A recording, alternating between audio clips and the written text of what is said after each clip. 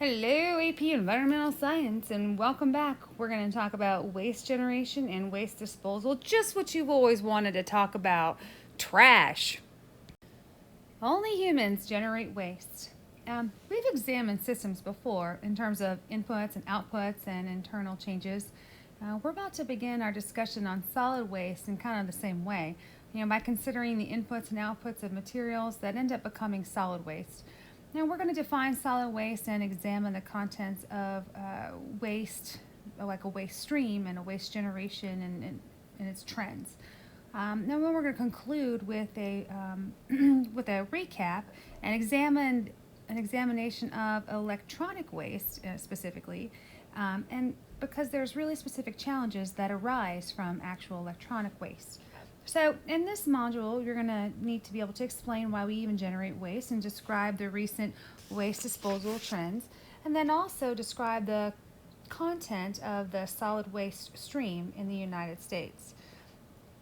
As life in many countries has become increasingly dependent on disposable items, the generation of solid waste has become more of a problem for both the natural world and, of course, the human environment. We're going to examine solid waste, something that only humans generate. We'll examine the methods of reducing waste and ways of recycling. And then we're going to describe the principal methods on how to get rid of waste, like landfills and incinerators. And then we're also going to consider the most toxic forms of waste, like hazard waste. We're going to conclude again by the discussion of innovative ways that we can think about to reduce and also ways that we can also process solid waste. It's time to see it in a little different perspective. Humans are not the only organisms that produce waste that others cannot use.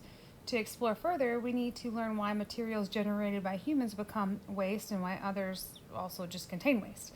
So although this seems like a trivial and simple solution, it touches upon recent U.S. history, human behavior, and many other topics included by those going beyond environmental science. We need to establish that waste can be viewed as a system, just like any other type of materials. And it is necessary to describe how we get there. Why the U.S. features a society that allows us to even generate this huge quantity of waste to begin with. So think of waste as a system. In an ecological system, plant materials, nutrients, water, and energy, those are inputs. In human systems, inputs are very similar by containing materials that we actually manufacture, that are manufactured by other humans. So within this particular system, humans use inputs and materials to produce goods. And as a system of outputs, we generate waste from that. So we call these outputs waste, which is defined as a material outputs that is not useful or it can't be consumed in some sort of fashion. Energy waste, if you think about it, is also an output. We'll see that here in the next diagram. So here we can see in this diagram that energy is a waste and it's also an output. So this shows the relationship between human inputs and outputs of any system. If waste is non-useful in an output system, how do we determine what is useful and what is not useful? If you're a detritivore, like we've described before, waste recycling is kind of your thing. Waste comes from animals and plants, and then you reconvert that energy into nourishment. So just a reminder that waste is not the same for every type of organism. Like dung beetles, for example. If you live on the energy and nutrients that are contained within dung or the waste of other animals of the natural world, then technically what they have as waste is not considered waste. Even humans can make useful waste like fertilizer. We can use that for heating and cooking, and in most situations, the waste of one organism becomes a source of energy for another. But here we live in a throwaway society. If you think about it, until society becomes relatively wealthy, it basically generates very little waste. Every object has no longer a value. Its original purpose has become useful for another purpose. And in the 1900s, the United States, virtually all metal, wood, and glass materials, those were recycled. Although no one ever called it recycling back then, we just probably called it something else. Those types of things were collected and recycled by usually like junk dealers, or they called scrap metal or something like that. Um, if a wooden bookcase broke and it could not be repaired, then the pieces of it would be used to make some sort of like steep wool. When steep wool broke, then the wood was then burned into a stove and then used to heat the house. And basically, after World War II, with the population rapidly in growth that occurred, the U.S. consumption pattern changed. And so this increasing industrialization and wealth in the United States, as well as some cultural changes, basically made it possible for people to purchase household items just based out of convenience. And so then some stuff could be thrown away. Families got large and people were urged to buy like labor-saving household appliances and then dispose of them as soon as the new model came back out. It's almost like manufacturers were planning on things being obsolete. You design a product that will only need to be replaced within a few years. It's a typical characteristic of everything, from toasters to even cars. TV dinners, those were throwaway things, and throwaway napkins, disposable plates, forks, and all that became more common. And in the 1960s, disposable diapers became widely available and eventually replaced cloth diapers, completely.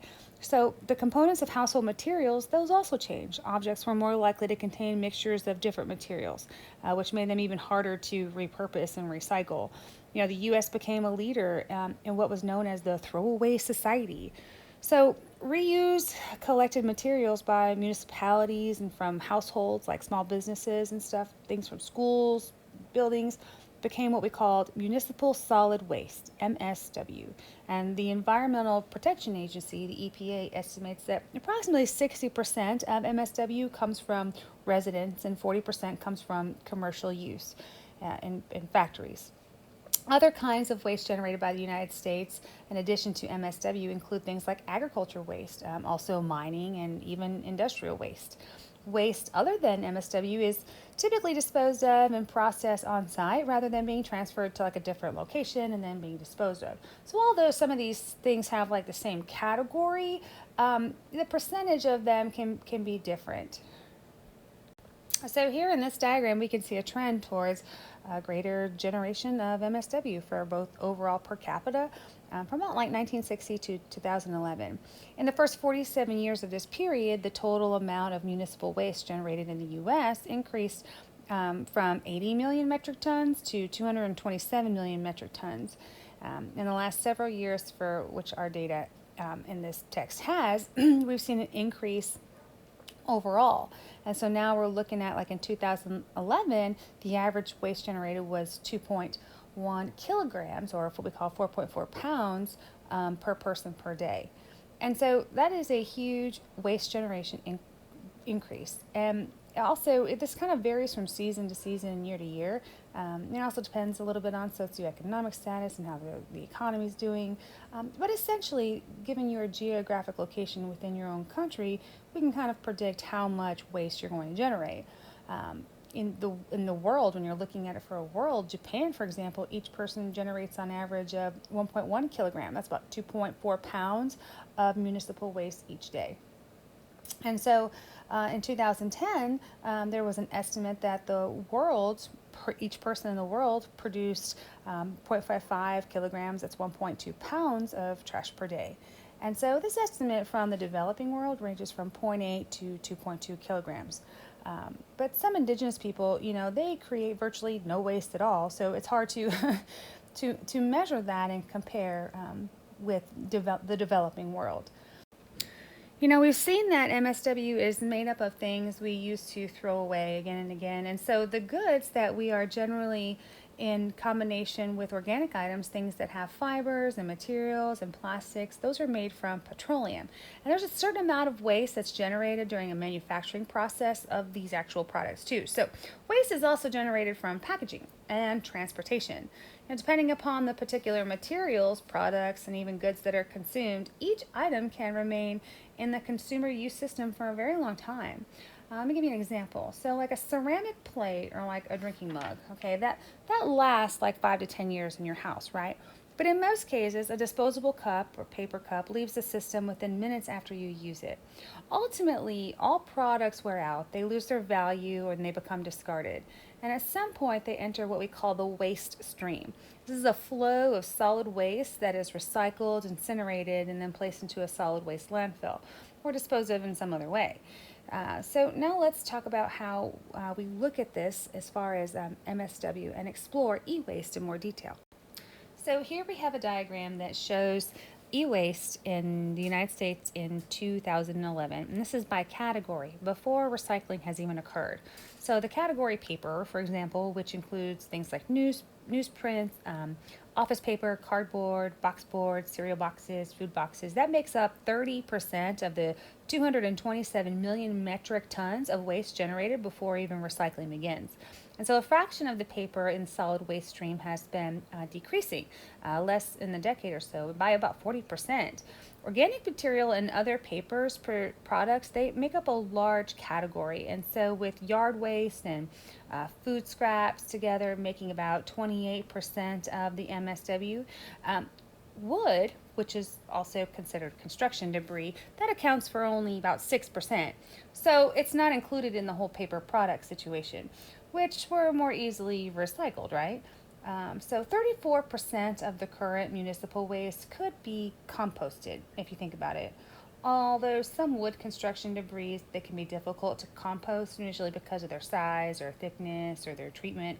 But the combination of all the plastics make up approximately 13%.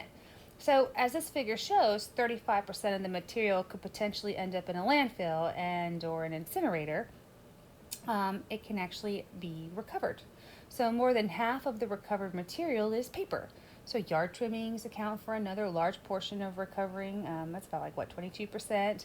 So after roughly 1/3 of our municipal waste is recycled, that's resulting in 148 million tons that do end up in the landfill or an incinerator, and they start their decomposing. Also, as this figure shows, the paper represents a much smaller part of the diagram than the actual figure itself, largely because paper is so easily and frequently recycled. So, all right, food waste becomes a large part of the diagram because there's fewer composting programs available in the United States than a lot of other places. And plastic is another component that has also increased from 13% to 18%. Not all of plastic can be recycled, but in fact, there's great difficulty in that. All right, so long-term viability is another way to consider this municipal waste. Durable goods will last for years, and non-durable goods are basically disposable. And so compostable goods are those that are largely made up of organic material, and they can decompose under the right conditions.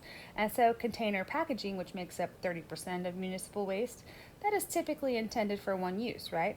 Food and yard waste, that's about 28%, and so there are non-durable goods like newspapers, white paper, printed products, telephone books, and clothing, clothing, you also gotta think about that, and plastic items like plastic utensils, that's 21% of the solid waste stream. Durable goods like appliances, tires, and other manufactured products, that makes up 20% of the waste stream. And so in addition to considering waste by weight, there's some merit in considering waste by volume, if you think about that, especially when you're considering how much can be transported per truckload and how much can actually fit in a particular landfill.